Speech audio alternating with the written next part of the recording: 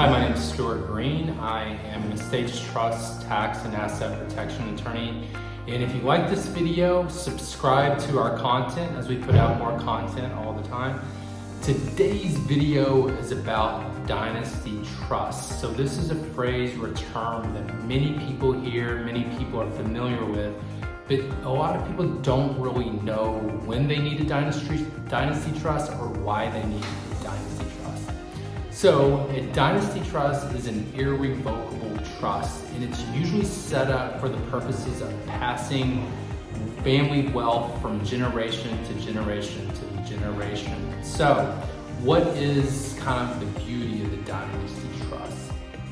First, it's going to provide asset protection from creditors and predators. So think about lawsuits, malpractice suits, negligence suits, maybe even bankruptcy, especially divorcing spousal claims. That's something people are really concerned about, making sure that family wealth that's accumulated over time is kept in the family and doesn't go to other families when something unfortunate may happen.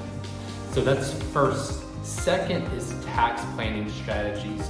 So to the extent that you're putting assets into a Dynasty Trust, it's going to appreciate in value subject free of any transfer tax. So think about estate tax or generation skipping tax as well. So a little background, not all states allow Dynasty Trusts. Most states, a lot of states have what's called the rule against perpetuities, and that means that there is a shelf life for the existence of a trust, and at some point the trust assets have to be distributed out. So this is when that transfer tax, that estate tax, or generation skipping tax issue is going to mount up. So here's an example. Let's say that mom and dad today don't have an estate tax issue. Maybe they have a few million and they aren't in that taxable estate range yet.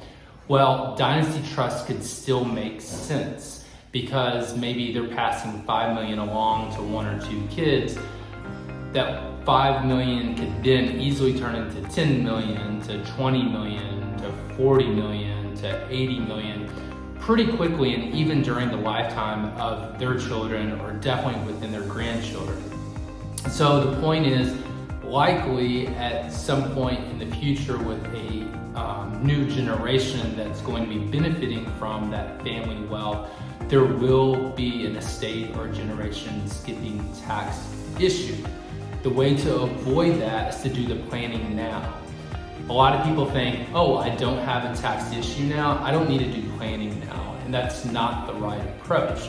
The right approach is, let's go ahead and address this before we end up with a huge issue. Planning is a lot easier to do when it's proactive rather than reactive.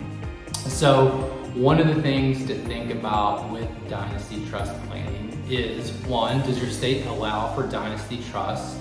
And if it doesn't, where should I look to create a Dynasty Trust? But also, are there income tax consequences to having a Dynasty Trust set up in a certain state? And the answer is yes, absolutely. There are certain jurisdictions that are more advantageous than others. South Dakota being one of those jurisdictions. They allow for trusts to exist in perpetuity, so that means it can exist forever, and also they don't have a state income tax. So Nevada is also recognized as being a great trust jurisdiction, but the problem with Nevada is they don't have trusts that can exist in perpetuity. They have a shelf life.